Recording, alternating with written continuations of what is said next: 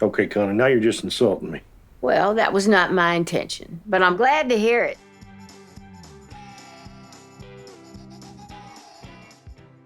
Number 10. Connie's love entanglements.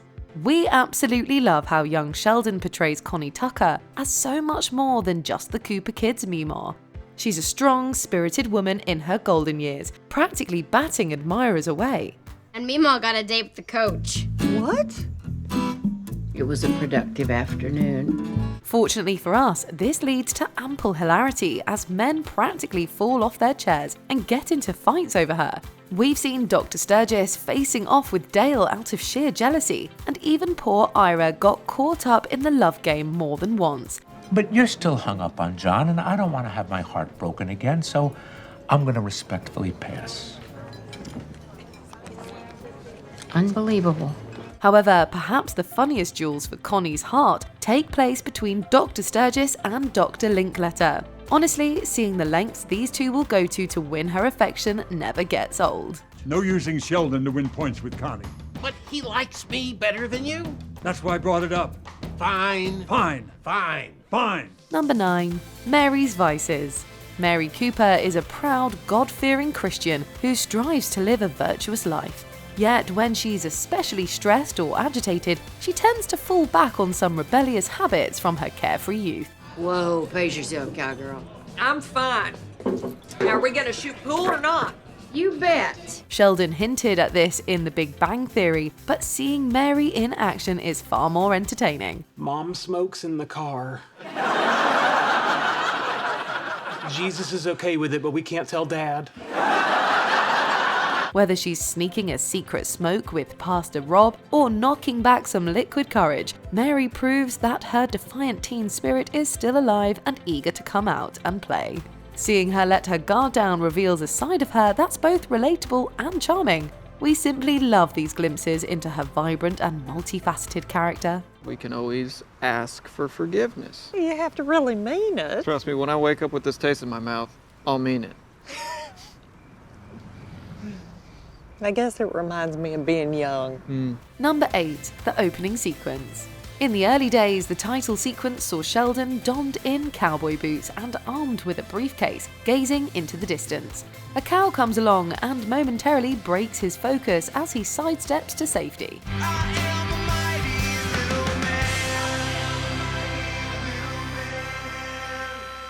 This reportedly represents Sheldon's anxieties in a world so different from his ideal reality. As the show progresses, Sheldon's family joins him, and the opening titles change to show more of his personality.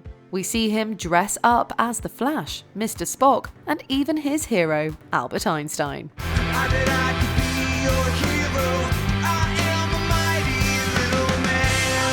Also, here's another running gag you might have missed. Unless, like Sheldon, you have Vulcan hearing, most of the episode titles appear as dialogue sporadically within their episode, typically shared between multiple characters. Albert says, physics says, Albert says. Number 7. Cooper Family Dinners. The dining table takes center stage for some of the show's most hilarious moments, providing a chaotic yet relatable glimpse into the family dynamics. Okay, let's say grace. Now, Tam, when I say Jesus, feel free to say the word Buddha in your head. In fact, in one of the very first scenes, Georgie and Missy kick off a food fight during a family dinner. The table hosts everything from marital disputes and sibling squabbles to debates over brisket recipes and black holes. So if a black hole transports us to an alternate universe, would we even know it? Probably not. Thus, it'd be as normal as boots on a cowboy.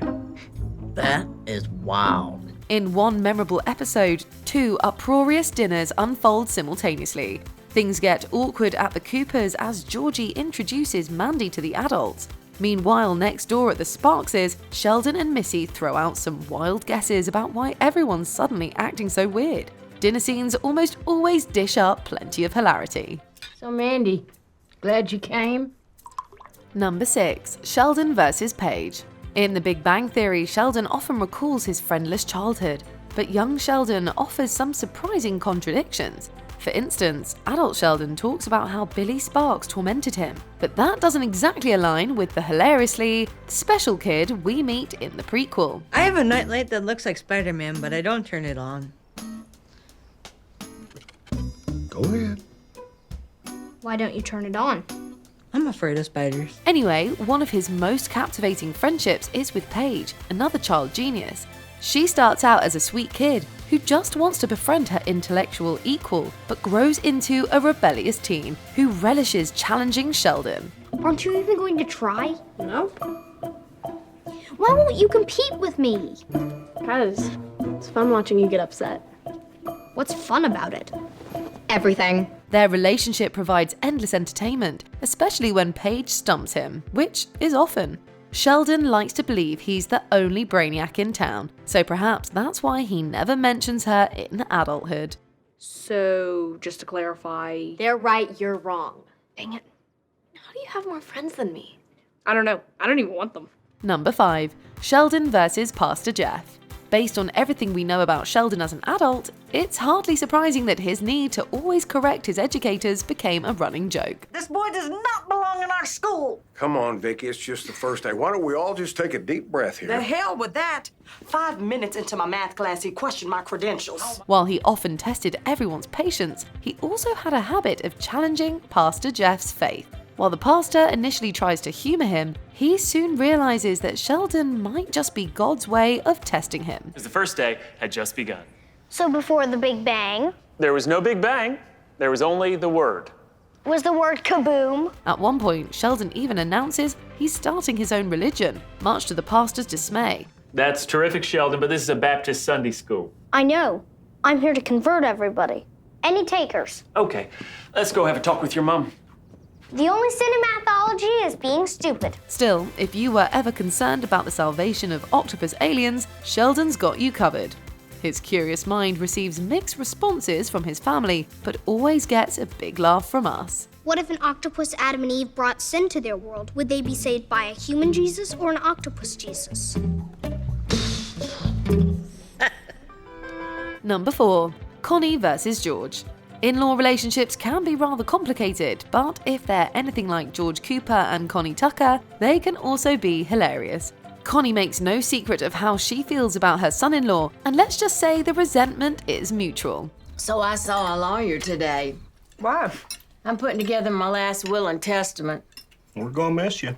George. Don't worry, I ain't leaving him squat. That doesn't mean that they never get along, but those moments they butt heads are often the funniest. No one trades insults quite like this mother-in-law and son-in-law duo. Mom, can you make the salad? Sure. Don't put any of those little tomatoes. Hey, I don't tell you how to impersonate a lump of clay. You don't tell me how to make a salad. At the end of the day, we have no doubt that they share a mutual respect and will always have each other's backs. However, their love language is basically barbed quips and endless teasing, and we're always here for it. I could buy it for him, and then y'all could pay me back when you can. Okay, Connie, now you're just insulting me. Well, that was not my intention, but I'm glad to hear it. Number 3. Missy's sass. Missy's quick wit and confident attitude makes her a standout character. She's no stranger to slinging out a few zingers, mostly at her family, and especially at Sheldon. Did you look at the card inside? Why? That's just other people who checked out the book. It's a list of losers like you who can't find a friend. In fact, on several occasions, she's even led her twin bro astray and then sat back and watched the train crash in action. Arguably, the most hilarious part is that she knows exactly what she's doing and how to play everyone like a fiddle. That is it. You are grounded. For reading the Bible? The way you are doing it, yes. Go to your room. Okay.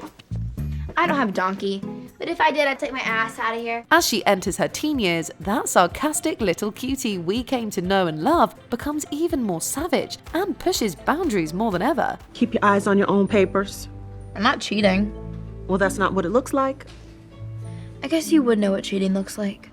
Ask your husband. But don't worry, that fiery spirit also comes in handy when she's defending her family. Number 2. Georgie's easy money schemes.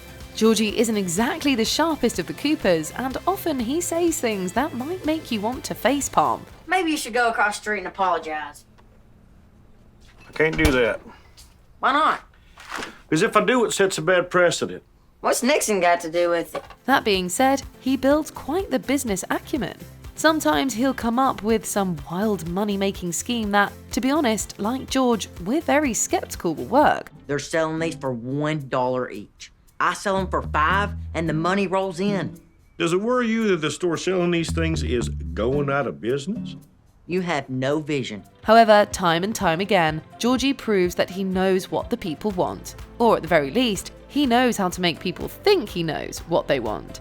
We'll admit it, we often underestimate Georgie too. Can you blame us? Still, now that we know he has what it takes, we wouldn't say no to going into business with him. I'm selling the same stuff for half the price. Cool. Oh, you got abba-zabbas? Do I have abba-zabbas? Number 1. The Big Bang Theory callbacks. One of our favorite things about young Sheldon is connecting the dots to the Big Bang Theory. Honestly, this again? Like, we don't hear about your Nobel Prize all the time. It's not my fault people ask about it. Because you're always wearing it. You have it on right now. We've seen Sheldon discover comic books and video games and adopt his catchphrase Bazinga. Nods to Professor Proton. Sheldon's evolving style and soft kitty are like watching the puzzle pieces fall into place. Soft kitty, warm kitty, little ball of fur. There's a treasure trove of Easter eggs to explore, but that's another list, which we've done. Not all the links are so happy, but hey, Big Bang laid down the groundwork. Still, we felt as excited as Sheldon drawing up a contract when we saw the kid versions of his future pals. It's those moments that truly bring it all together. Howard, turn off that Picasso game and go to sleep. What's your favourite young Sheldon recurring joke? Let us know in the comments. That is a really good idea. Do you agree with our picks? Check out this other recent clip from Ms. Mojo. And be sure to subscribe and ring the bell to be notified about our latest videos.